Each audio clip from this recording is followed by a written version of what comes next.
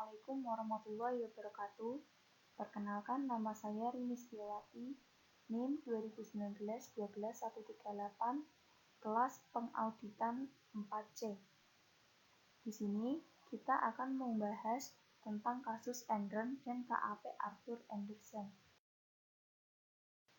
Enron adalah sebuah perusahaan energi Amerika yang berbasis di Houston, Texas, Amerika Serikat. Didirikan pada tahun 1930 sebagai Northern Natural Gas Company, sebuah konsorsium dari Northern American Power and Light Company, Lone Star Gas Company, and United Lights and Railways Corporation. Kepemilikan konsorsium ini secara bertahap dibubarkan antara 1941 hingga 1947 melalui penawaran saham kepada publik. Pada tahun 1979, Northern Natural Gas mengorganisir dirinya sebagai perusahaan induk, Internorth, yang menggantikan Northern Natural Gas di New York Stock Exchange. Pada tanggal 2 Desember 2001, Enron mengajukan permohonan perlindungan Chapter 11 akibat kebangkrutan yang menimpa perusahaan tersebut. Jeffrey Skilling menjelaskan kebangkrutan Enron disebabkan terganggunya proses bisnis akibat kredit rating perusahaan menurun pada November 2001. Terjadinya penurunan rating investasi perusahaan disebabkan hutang yang terlalu besar yang sebelumnya tidak tercatat dalam neraca atau dikatakan on balance sheet, dan jumlah hutang yang awalnya hanya $18 juta bertambah menjadi $38 juta. Lembaga-lembaga eksternal yang ikut bertanggung jawab. Pertama, auditor. Arthur Andersen adalah kantor akuntan Enron. Tugas Andersen adalah melakukan pemeriksaan dan memberikan kesaksian apakah laporan keuangan Enron memenuhi GAAP atau singkatan dari Generally Accepted Accounting Practices. Yang kedua, konsultan hukum. Konsultan hukum yang disewa Enron khususnya Vincent and Elkins yang bertanggung jawab untuk menyediakan opini hukum atas strategi, struktur, dan legalitas umum atas semua yang dilakukan oleh Enron. Selanjutnya, regulator. Enron sebagai perusahaan yang melakukan perdagangan di pasar energi diawasi oleh Federal Energy Regulatory Commission, singkatan dari FERC. Akan tetapi, FERC tidak melakukan pengawasan secara mendalam. Hal ini dikarenakan Enron melakukan aktivitasnya dalam perdagangan listrik tidak di satu negara, melainkan antar negara. Selanjutnya, pasar ekuitas. Sebagai perusahaan publik, Enron harus mengikuti peraturan dari SEC. Akan tetapi, dalam pengawasannya, SEC tidak melakukan investigasi secara mendalam. SEC hanya mengandalkan pada testimoni yang dibuat oleh lembaga lain seperti auditor perusahaan. Selanjutnya, pasar hutang. Enron membutuhkan rating tinggi, sehingga Enron membayar Standard & Poor's serta Moody's untuk memberikan nilai rating yang akan digunakan untuk sekuritas perusahaan yang diterbitkan dan diperdagangkan di pasar. Meningkatnya defisit dalam arus kas perusahaan menyebabkan masalah manajemen pada perusahaan Enron. Pertumbuhan perusahaan membutuhkan adanya modal eksternal. Tambahan modal dapat diperoleh dari hutang baru dan ekuitas baru. Andrew Fastow bersama asistennya membuat alat bernama SPES yang memiliki dua tujuan penting.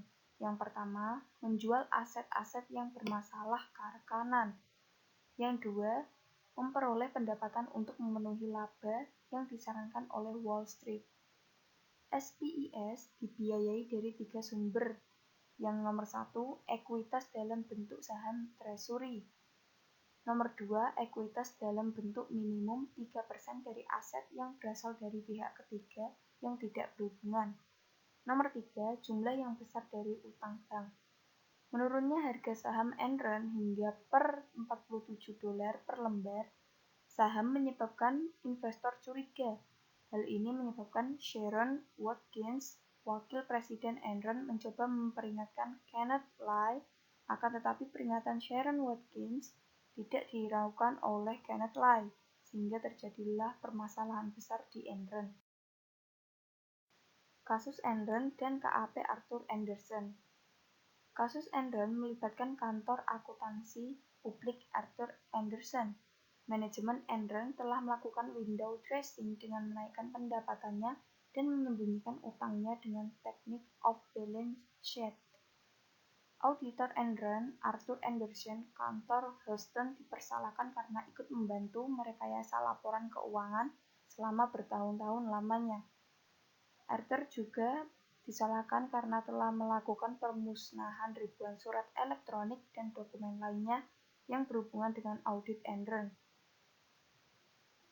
Perbuatan yang dilakukan Arthur tidak sesuai dengan Generally Accepted Accounting Principles atau singkatan dari GAAP dan Generally Accepted Auditing Standard atau singkatan dari GAAP. Kronologi, data, fakta, dan informasi yang berkaitan dengan hancurnya Enron adalah sebagai berikut. Pertama, Board of Directors membiarkan kegiatan-kegiatan bisnis tertentu mengandung unsur konflik kepentingan yang mengizinkan terjadinya transaksi-transaksi berdasarkan informasi yang hanya bisa diakses oleh pihak dalam perusahaan. Kedua, Enron merupakan salah satu perusahaan besar pertama yang melakukan outsourcing secara total atas fungsi internal audit perusahaan. Ketiga, pada awal tahun 2001, partner KAP Andersen melakukan evaluasi terhadap kemungkinan mempertahankan atau melepaskan Enron sebagai klien perusahaan, mengingat resiko yang sangat tinggi berkaitan dengan praktek akuntansi dan bisnis Enron. Keempat, salah seorang eksekutif Enron dilaporkan telah mempertanyakan praktek akunting perusahaan yang dinilai tidak sehat.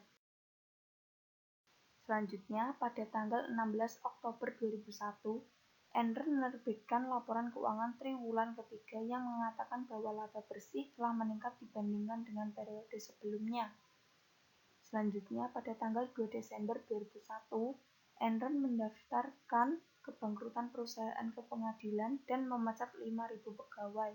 Pada saat itu, terungkap hutang perusahaan senilai lebih dari $1 miliar yang tidak dilaporkan. Selanjutnya, Enron dan KAP Andersen dituduh telah melakukan kriminal dalam bentuk penghancuran dokumen yang berkaitan dengan investigasi atas kebangkrutan Enron.